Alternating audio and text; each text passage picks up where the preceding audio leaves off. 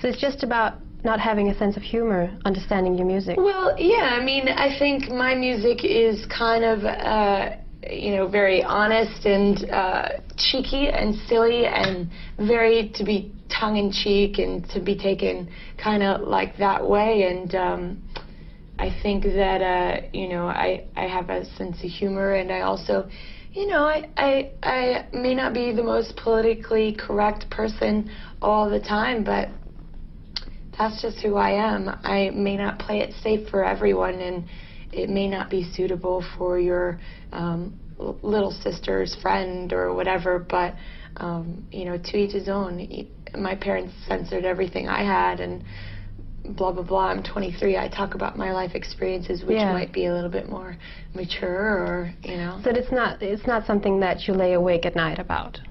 Like your image and what your lyrics are?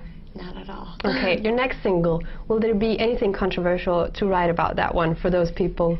I think it can get old if you keep playing the same cards.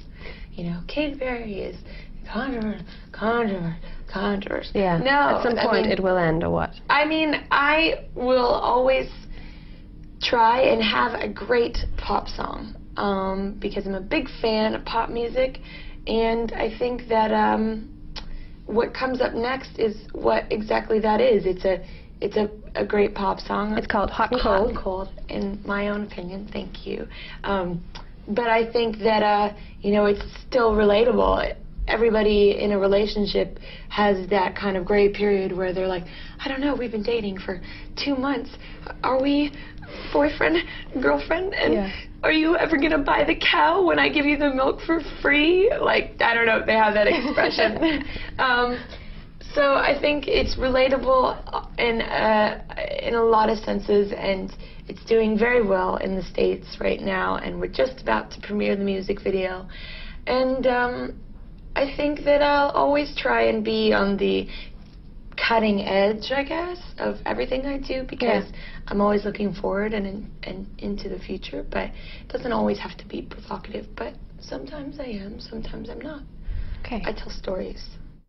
She's taking time out from her Hello Katy tour to be our guest today. Please welcome Katy Perry. You have been touring for like a million years. Million years. And one of your goals was to have like a sold-out tour. How are you going with that goal so far? I mean, the whole Hello Katy tour was completely sold out, and then we added some extra shows in the States, which just went on sale, so I don't know. But yeah, generally, I think maybe one show wasn't sold out of like a string of like, you know, 65, 70 shows so far, so. And where was that place? I don't remember. Cool. I don't. What were they thinking? What were they Seriously? thinking? I was like, buy those tickets. I'll buy those tickets. What are some of your other goals for this year? Well, you know, I'm really wrapping up my year right now. Australia is one of my last trips before I go and throw myself into making a new record, which I'm really, really excited about. And you know, I had the goals in the beginning of like January 2009 was to have a sold-out tour, to, you know, meet as many people as I possibly can. You know, it's really important for me to like make that connection, not to just be like, you know, some pop girl, whatever. I think people have perceptions of pop girls that are very like they're unreachable, untangible, or they're like from some other planet, and I actually like being from Earth. and I like meeting people, and I like, you know, I give out hugs, not handshakes, and I don't need to take a Xanax to go into a room, you know? No offense to anybody that needs to, but like, but you know what I'm saying? I'm not scared. These people are so wonderful and have been very fantastic to me, so I'm very appreciative, and I owe them a really good follow-up record, which I'm so excited about. How do you go about writing a record? You know, there's not like one specific way. A lot of some of my, you know, more quirky songs, like a You're So Gay song, and then the song Thinking of You, and One of the Boys came just from me starting on my acoustic guitar. A lot of my more lyrically driven songs start from the acoustic guitar. But sometimes I'll go into a studio and I'll hear something, you know, like I remember I was in the studio one time and we were listening to an old Sounds record and we wanted to, you know, do something of that vibe. Or I think what I'm doing right now is I'm kind of taking some of my favorite songs, like the Love Fool by the Cardigans, or like Manic Monday, or the Divinals, When I Think About You, I Touch Myself. Like some of those like really lyrically female fun, but like kind of summery songs. I'm putting them on a mixtape, and I'm just kind of like, that's my like reference. I'm not like, obviously not copying, but like that's the kind of like brightness I want for the next record. I want a great fun pop record, but that still says stuff. I don't want to like, how many times do you turn on the radio and you hear a song and you're like, what the hell is this about?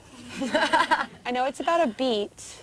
I know I'm supposed to I'm supposed to dance to it or something, and what is Bubs? I'm sipping on Bubs. You know what I'm saying? Or stuff like that. And you're like, what does this mean? I know I'm like getting ready to go and meet my friends, but I can't sing along with it because it's just like a bunch of words thrown together that sometimes rhyme or what have you. And I always want to tell a story in my songs. I think that's, you know, that's my thing. I'm a storyteller. Even though they're fun pop songs, they always have like this story behind. In Japan, you dressed up in like a sushi outfit, and then there was the dice dress. Sushi Japan, hello. The dice dress in Vegas. Have you got an Australia dress? Well, I'm finishing my world tour. I don't know. I might have an Australian dress. I thought, would it be too, like, stereotypical to come dressed as a kangaroo? Would people, like, No. Yeah. Do it. We love kangaroos, right? Oh, you love them so much you eat them. Yeah. I'm vegan, so, you know, whatever. I know some of you guys have eaten kangaroo, don't lie. Who's eating kangaroo? It's a little gamey. What does it taste don't like? Lie. It's a gamey. Doesn't taste like chicken. It tastes Dress like as a chicken and be like, tastes like a poor innocent kangaroo that had a little thing in its pouch. Yeah, gross. Anyways, no, you know, I'm a sucker for a theme, and when I wore that dice dress, it was because I was in New York City singing "Waking Up in Vegas," and that has been kind of like the swan song of this record, I guess. Yeah. And so I just kind of said, well, why don't we throw some dice on some glitter? And, so who makes the dress? Do you just kind of get someone to do it, or is it already kind of created? Well, the sushi outfit and that dice dress is actually made by a couple. They're called the Blondes, and they are in New York City. And they make the most craziest things you've ever seen corseted. They made a Hello Kitty corset for me. Yeah, I saw that. That was amazing. And it was so fun. They just, you know, they have no limitations. Like, I work with this guy who's my stylist, but has been one of my best friends forever, and you know, we're wildly attracted to hearts and stars and glitter and kittens and strawberries and things like that, and fun colors, and we work together so well because you know, there's been a time where I hosted the MTV Awards in Europe or another award show, and my head was popping out of an apple, and I said, do you think that I could get like a worm hat made while I pop out of this apple? So yeah, we can do that. And I'm like, great, you know? So it's like their imaginations are so completely messed up like mine. It's good, but what confuses me is that like Glamour magazine gave you an award for being incredibly glamorous, and then someone like NME would put you as worst dressed. It's such an oxymoron. It's such a kind of conflict. You know, how do you deal with that? Everybody has their opinion. I think that I'm just, you know, I don't really dress for NME, and I don't really dress for glamour. I dress for myself, and it makes me happy, and you know, I think that it makes other people smile, and I guess I'm just a big personality, and you know, I've always been this way. Like, I remember before this record came out years ago, when I was getting ready with my girlfriend, we were going out, and we were walking to the car, and she was looking at like my red velvet 1940s coat, and she was like, you know, Katie, if you ever make it, I think somebody's going to say something about the way you dress. And I was like, maybe. I don't know, it's fun being a girl, and you just can't explain that to the boys. Kelly Clarkson, and she did one of your songs that you had written and didn't make it to the album, I Do Not Hook Up. Yeah. What did you think of the way she sung it and her clip? Because I think that her clip was so different to what I imagine your clip would have been had you sung that song. Her video clip? Yeah. Yeah, I mean, I think it would have been different, but, you know, music is so interesting. It's up to everybody's own individual interpretation, you know. I remember I was listening to like a Bright Eyes song one time, and it talks about him walking through the door and a baby being born or something like that. Or something, it was like a new day, and I was talking to my friend, I was like, yeah, it's about him having a baby or blah, blah, blah. And he was like, no, it's totally not about that. You know, it's like some other crazy thing. And so I think everybody has their own idea, and it relates to them in a specific way. I mean, if they're going through a breakup and a song relates to them in a totally different way than when I wrote it. I mean, I was beyond flattered that Kelly Clarkson would do one of my songs. I know, it's the American Idol. Well, not only the American Idol, but she just like, she sang Since You've Been Gone, and that song is like everybody's favorite. Doesn't matter who you are, where you are. When that song comes on, you put your drink in the air and you try and hit that song. You know what I'm saying? Yeah. And she's just, you know, she's cool, and she does, you know, she could sing the telephone book, but I was way flattered. I mean, I would like to have a career like that. I mean, it's something I'm trying to do, and I have done in the past. Making this record for 5 years and 65 songs later, I have a few songs left over, but I also got the opportunity to write with like other artists, and you know, I kind of want to be like a Linda Perry. Yeah, she's amazing. She's amazing. How do you choose what goes on your album and what you would give to somebody else, for instance, that song with Kelly? Well, it's always a fight. I've only done one record, really, and so, I don't know, it would be different next record.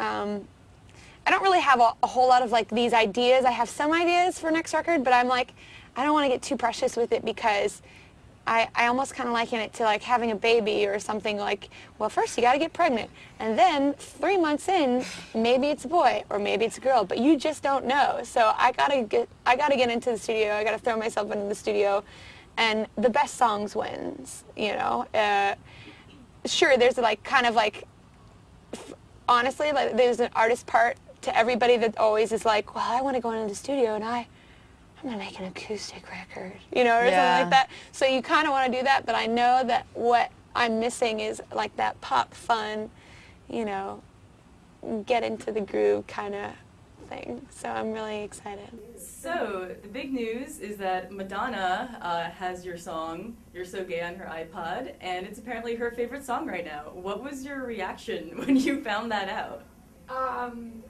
Well, someone actually wrote me in MySpace and they said, wow, that's like being blessed by the Pope of music. I definitely never ever expected, especially in the beginning of this whole journey. I was dead asleep, but my phone just kept on ringing, and I was like, there must be something important going on. It is noon, it's time to wake up. And Prez was calling me, the blogger, and he was like screaming on the phone, and I was like, well, what is it? And he's like, I'm crying. I'm like, oh God, this is followed by somebody's dead. And he's like, no, Madonna's favorite song is You're So Gay right now. She just said it. I have the interview. I'm like, you've got to be kidding me. I screamed. I mean, I was just so like, that's the thing, is I can't believe she has it in her iPod, and she was very enthusiastic about it. I think her daughter has been slipping her some new music. So in your song, You're So Gay, you say, I hope you hang yourself with your H&M scarf. Was this song about like a specific person, or was it just kind of like you being angry in general? It wasn't really about a specific person, although there was kind of like a little bit of an inspire, but not only that, the song was about, you know, me taking out my aggression on, you know, someone that decided to dump me. I was like, okay, you want to dump me? That's fine. I'll write a song about you and the whole world's going to sing along. Not specifically about that one person, because it's a lot about, you know, that scene that we know very well. The guys that wear the guy liner, the guys that use the flat irons, the guys that fit into our jeans. And we're like a little, like, are you sure? But you do have some sensitive songs yourself, and like your songs have been in the Hills, the Sisterhood of the Traveling Pans. Yeah. Is that like, were you surprised when you were kind of like approached to have your songs in these various projects? I was just more flattered. I mean, they're cool. They always need songs, you know, in the background. When Lauren Conrad and Heidi Montag are fighting, they need dramatic songs, and I think we have some of those on the record. So I was like, yeah, you want to use Thinking of You? Well, Lauren is thinking about Brody. Cool, that works perfectly.